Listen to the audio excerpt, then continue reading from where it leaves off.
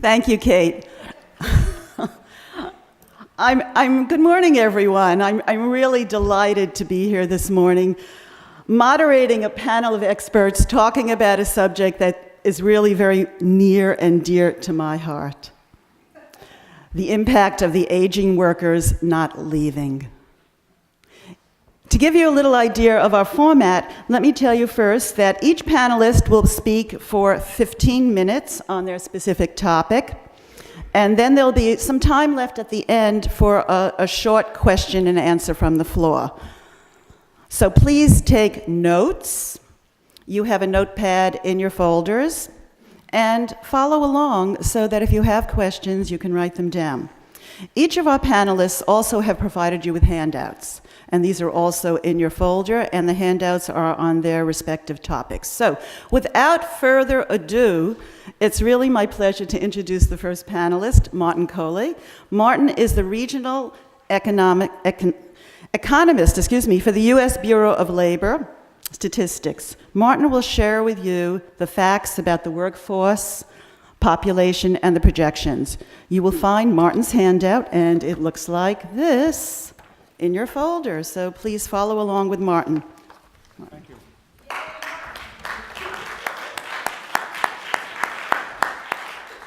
Good morning. Can everybody hear me? Okay, good. My name is Martin Kohli. I am a regional economist. I'm not an HR person. So economists, somebody once said economists are people who did not have enough charisma to become accountants. I don't know if that's true. But I wanted to talk about the aging workforce. My organization, the Bureau of Labor Statistics, produces the unemployment rates for the New York City and the nation, and we're very interested in demographics. So we produce not only the overall unemployment rate, but the unemployment rates by age group, by male, female, by race and ethnicity. And these things change over time. And so I want to go over a little bit about what's going on with changes by age, and then I want to talk a little bit about our projections of the future. Our projections of the future are we're not trying to look into a crystal ball, and we're trying to basically think about, given that we have a population we now have and the ages that we now have, what does that imply about the future? And that's a little bit different than trying to predict the stock market, because if you have so many people who are 55 now, it's relatively easy to predict how many people you're going to have who are 65 in 10 years. All right, so the first slide has some information on the size of the labor force by age group. I'm dividing people basically into 16 to 24, 25 to 54, and over 55. The 25 to 54-year-olds we call prime age workers. So we could call the people who are 24 and younger subprime, but we don't call them subprime. We call them younger workers. The focus I really want to call your attention to is the top part of these columns, the share of the workforce that's over 55. This went from about a little less than 13% in 1990. It's about 19% in 2010, and it's projected to be 25% in 2020. And if I asked you for a two-word phrase as to why the share of the workforce that's over 55 is almost doubling over this period, what would you guess? Baby boomers, right. We think about the baby boomers as everybody who was born between 1946 and 1964. And by 2020, all of those people will be 56 or older. And that's part of what's going on with this big increase in the share of the workforce that's 55 and older. But it is not the only thing that's going on. The second chart has what we call labor force participation rates by age group. And by labor force participation, we mean whether you're working or looking for work. And the participation rate for people who are over 55 has been rising since 1993. So not only are there more people who are older, over 55 relatively, those people are more likely to stay in the labor force. And this is what Kate's comment about older workers not leaving is in part about. It's about people who, in the past, when they hit 65, would have taken Social Security and gotten out of the labor force, and fewer of the older people are doing that. The participation rate has risen for everybody who's over age 55 by age group, but has risen most sharply for people who are between 65 and 74. The converse side of this has to do with basically younger people who are 24 and younger, and their participation rates have been steadily declining. And this has also been going on for a long time, and in part, this reflects the increasing importance of going to college. And most people, when they go to college, they don't work, whereas if they got out of high school and typically did not go to college, they would seek jobs. So that's part of what's going on. But if you look at the second chart, there are sort of steep skids in the participation rate for young people that happened in 1990, 2001, and 2007. Would anybody want to hazard a guess as to what happened in all of those years? Right. Recession started in all of those years. And what happens when you have a recession is that younger people are more likely to stay in school or go back to school. And this is part of a long-term trend, but when it happens during recession, sort of accelerate it. And the current recession has resulted in a fairly significant decline in the participation rate for young people.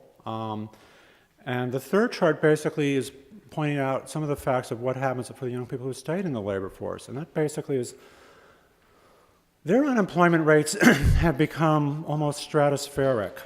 For all young people between 20 and 24, the unemployment rate had been around 8.8% in 2007. By 2010, it was 15.5%, which is the kind of the unemployment rate that years ago we would think of associated with young people in Spain or Western Europe. It's now the unemployment rate for Americans. And it's not the case that college graduates have been exempted from this. Chart 3 basically has unemployment rates for all college grads. And for college grads of all ages, the unemployment rate is still relatively low. It's around 4%. But for young people, it's doubled since this recession. And it has not really come down much in the last year. And this has a number of implications for HR people. There was a story in the Wall Street Journal last week about how the earnings of younger workers have basically fallen over the last decade by between 8 and 13%, depending upon whether you're male or female. And if you're in a position where you are trying to hire young people in your former industry, you do need to be aware that there is a lot of slack among younger workers right now. There's also a lot of underemployment of younger workers, people who have college degrees who maybe cannot get a full-time professional job or are often working part-time somewhere else. And it has really not gotten that much better in the last year or so, despite the fact that the recession technically ended. The third chart I want to talk about is actually kind of different, and this is, I think, one of the differences between economists and HR people. And this topic actually gets into what Kate was talking about as her next presentation about HR and the productivity of the firm. Economists often think of the economy as being composed of different industries like advertising, healthcare, information. And the production of the products produced by advertising agencies, software firms, hospitals requires different skills. You might think about, the characteristics of your firm, but we think about an industry basically requiring skills. Healthcare, the biggest occupation in many healthcare industries is registered nurse.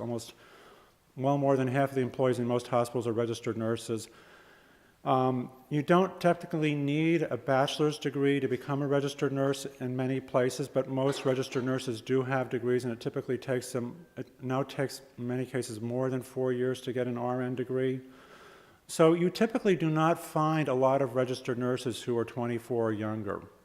On the other hand, that occupation, it's also physically hard on people. You typically do not find a lot of registered nurses in hospitals who are 65.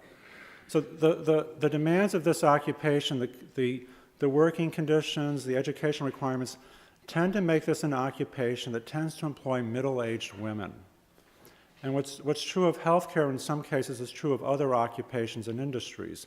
Industries tend to require specific skill sets, and those skill sets come attached to people with different ages. So this chart basically is giving you some sense of the median age of different industries right now. And manufacturing typically has a median age of 44, which is rather older. Retail trade, the median age is 38.1. I might have guessed that the median age in retail trade was something like 22, based upon what I see in a lot of stores. But that's not the case. You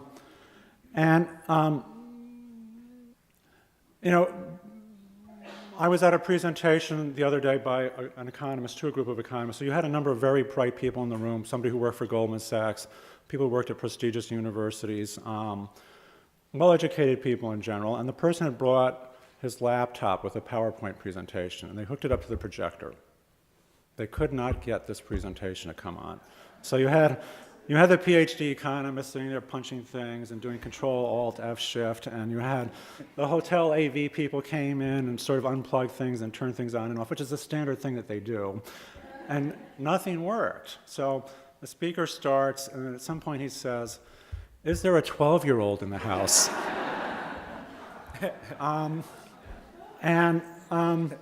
Most of us, I think, are fairly comfortable with believing that young people have very good IT skills. And so the information industry is another industry in which the median age is rather young. And industries not only basically have different sort of skill needs, and these are attached to different people, we also, as I said before, basically do these projections of the future. And we expect, going to 2020, that the industry that's going to see the most job growth is going to be healthcare and social assistance.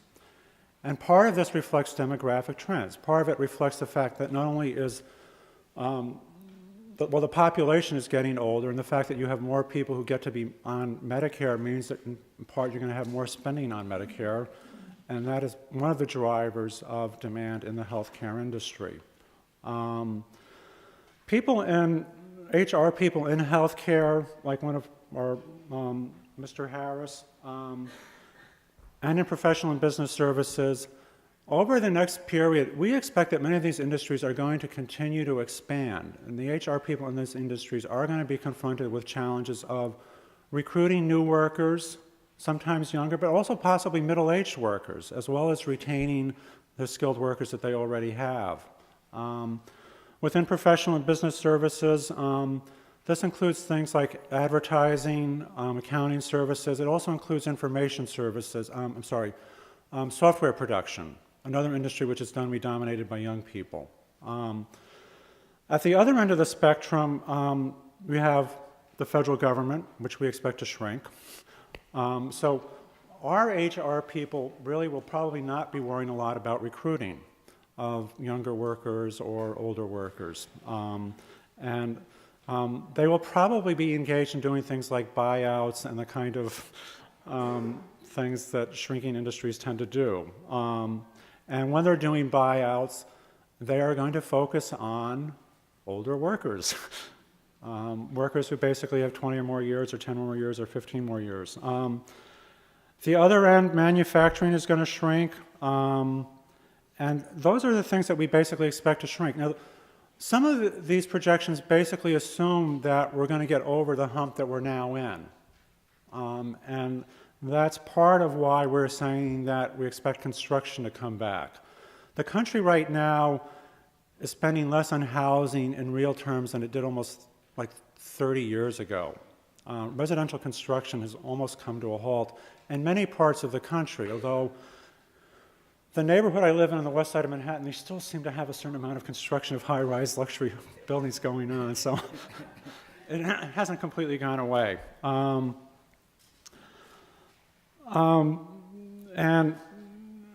the rebound in construction is something that we think will happen basically because current low levels are not sustainable. And there's more uncertainty, I think, attached to that because it basically involves the financial system. But demographics are something that if you are a betting person, you can bank on. You can bet that the country's population is going to get older. You can bet that there are going to be more older workers in the labor force, and you can bet that there are going to be more older people driving the expansion of the healthcare industry and things related to that. So my final thought to you is that I want you to think about the skills that in some cases your industries require and what types of workers, young and old, will be associated with those. And with that, I will stop.